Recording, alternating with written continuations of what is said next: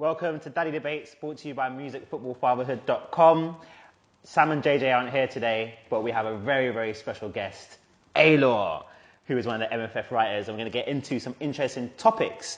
We also have to my right, Hello. And I'm Elliott. So we're going to talk about expectations today and also the pressure on young children. So Elliott had a few ideas about, Elliott's a teacher. Yeah. He had a few ideas about the new curriculum and what's expected of children. So talk us through kind of what is expected of young kids these days in school. Yeah, so at present, there's quite a lot when you really think about it. And part of the reason why I came up with this topic was obviously connected to last week's Daddy Debates, but also going forward from next year, there's going to be testing, government testing in 4 years. So in reception, you're going to have baseline testing. In year 1, you're going to have phonics screening tests. Year 2, you're going to have the SATs. And in year 6, you're going to have the SATs. So the National Education Union, they currently launching a campaign where they're basically saying it's too much. It's too much for teachers, too much in terms of like stress on teachers, accountability. Isn't really that what you're measuring here.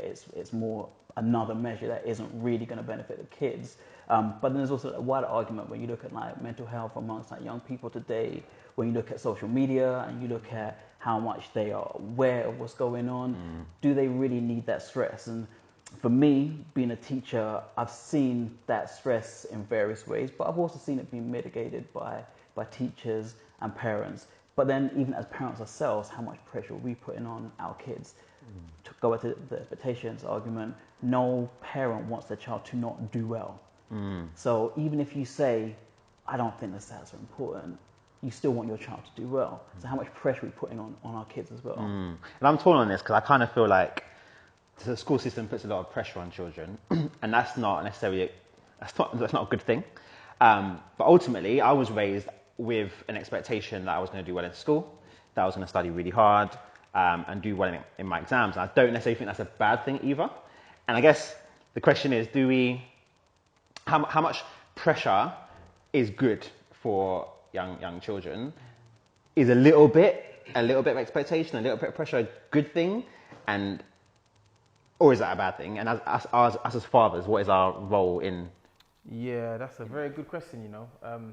That's an interesting question. I think in terms of pressure, because I see with my 2 kids, my daughter's 7, my son's 6, and at a certain point in their educational journey, I began to see where there was the sort of fear of getting things wrong and the pressure of not wanting to disappoint your teachers, your parents, whether they're really acutely aware of a test that's coming up or whatever. And I think it's interesting because the school they go to, they were quite aware of the idea of testing, and what they did was they tried to facilitate the test so it was very sort of easygoing. The kids weren't fully aware that they were going to be tested for a particular thing, but it was like sort of you're in lesson, it's very casual, and you do a task, and then the parents are aware, the teachers are aware, but the kids aren't necessarily like properly clued up. However, in saying that, you still see them experience pressure, whether it's like homework tasks or being on a particular table and feeling like, okay, I'm on the green table, why am I not on the whatever table?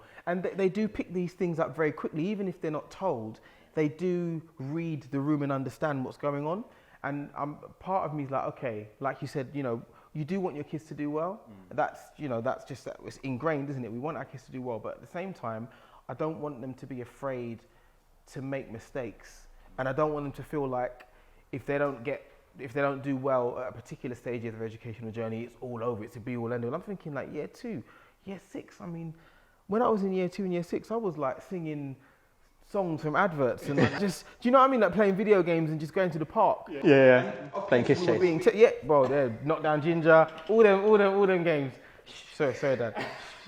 But yeah, essentially, I just think there needs to be. I'm more interested in them developing resilience and grit and being able to learn from mistakes and understand that if they don't understand something, they're still learning. They just don't know the answer yet. Do you know what I mean? As opposed to being tested for essentially what I think is like league tables and school status and funding and money. And I just think who really is similar to the point you're making, Elliott, like, off the back of that, who's really benefiting? Is it the kids, or is it the school and the system and the region and the area, and is it a political thing? So what do you think? Do you reckon the drive is more for the school's benefit and funding? Is that your feel take on it? to a degree. I feel with education in the UK, it's patterned up in a way where there's like a hierarchy of pressure. So there's something called PISA tables that we have, where it's like a league table for for countries for education. As in the UK, we are not at the top. We have not been at the top. We're still kind of a bit like many other things, kind of living through that legacy of like, oh, you know, like the grandeur of like British education. But in reality, it's not existing. Countries like Finland often at the top, China, Singapore, these are countries that have had a different approach to education than we have. And then you filter down furthermore and you go to the government, and then that goes down to the local education authorities. It goes down to the academy trust, because that's now like a major feature of education landscape as well. Then that goes down to head teachers. And head teachers have a lot of stress put upon them, because whether you agree with what their stance is or how they're moving a school forward, the accountability, it stops with them. You know, if results aren't good enough, if Ofsted isn't good, like, they're gone, you know. So they filter that down indirectly or otherwise to teachers, to their senior leaders, then to the classroom teachers. So you've got a question, when you're in the classroom, do you stop that pressure being applied for the kids? Or do you say, well, do you know what, I've got all of that pressure on top of me, I can't stop it. Even if I wanted to stop it, I can't stop it, because I'm so driven by my data, by my results, by making sure that these kids get a certain amount of results that even in turn I need for me to be progressing as well. You know, teaching, we have like performance related pay. You know, Wow. Yeah, so if you're not proven to be doing what you need to be doing, nobody wants to have anything external otherwise as a stick to beat them with. So everyone is like driving towards this, but the people at the bottom of that pile are the kids. You know, so it goes back to how much are we making sure that we aren't putting that pressure on kids. And, you know, something what you said, Kalai, about the way that it's been for your kids, where the school's been very much, you know, it's a regular day, we're doing the things that we've always done, and that's great. And I feel many teachers do aim to do that, but then it goes back to the wider awareness of what's happening around. You know, it'll be on news rounds. You know, SATs are happening, rare. They'll see their friends talking on WhatsApp, oh, I got my SATs. And it also depends on the kind of school you go to. And I feel, again, looking at the way that education is in the UK, it's very polarized in terms of schools and the kind of neighborhood and community that they exist within. If you go to a school in a leafy suburban area, the chances are, socially, you're more worldly. So when it comes to those reading papers, reading is all about having experiences. You go into a home visit for a child who's in a deprived area, you're not really seeing books. Not always, but a lot of the time, let's face it, books are expensive. And if you haven't been brought up with that awareness of, but you can go to the library or you can buy secondhand on eBay, that's not an excuse, then you aren't having books. You know, in other homes, you'll see like bookshelves, stacks upon stacks upon stacks. They're going out every weekend to museums, so that getting these experiences. So already, you know, that's just something that it comes as standard for them. So when it comes to the testing, it's calm. It's a case of, well, do you know what? I'm just really doing what I've been doing all the time. There's no pressure.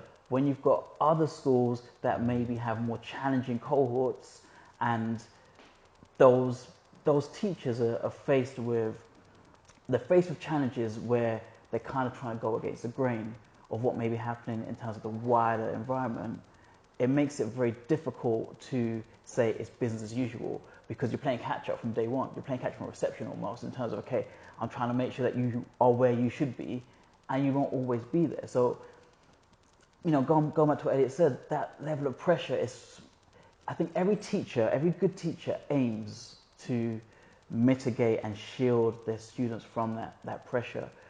But it's just proven incredibly difficult for some teachers to be able to do that, and it's beyond their control. And I'm kind of, so this is really good, 'cause I guess we get to hear from the other side, from a teacher's perspective. And I guess we're going to be in this world now where this is the reality, and we don't know. You know, I'll try and put my daughter in the best school, and curate that environment for her. But ultimately, I can't control individual teachers and the system as a whole. So it's down for me and my wife now to think about how do we, I guess as you're saying, kind of build that resilience around it, isn't it? Because you know, I'm kind of in the middle where I don't feel like a little bit of pressure is a bad thing. You know, a little bit of expectation is necessarily a bad thing, as long as it has and comes along with that other side of things, which is the love, which is the knowing that if you don't get the grades as expected, we're going to disown you or kick you out or whatnot. But from my perspective growing up, and this is a story I'll tell about my dad. My dad was great, disclaimer. He was great. And I remember coming home, I did my RE a year early in year 10. And I got a B. And I came home and I was like, Dad, I got a B in my GCSE. I was like happy, I was gassed. I was like, good. What are you going to buy me, blah, blah, blah. And my dad's like, turned around. I remember so clearly. He's cooking dinner now. He turned around and he was like, that's great, but you got to do better next year. Do you know what I mean? And that really stuck with me. And in a weird way, at the time I was a bit annoyed, thinking, I did my GCSE a year early, celebrate me.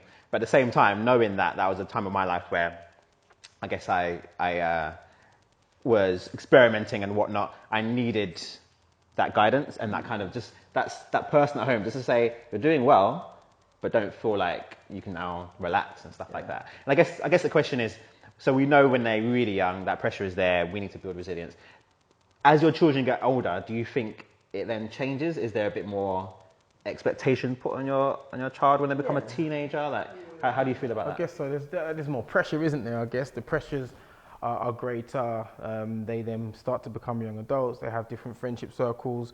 The thing Ayla was saying about, even social media and friends on WhatsApp talking, that becomes even more apparent and a bigger part of their life, I guess.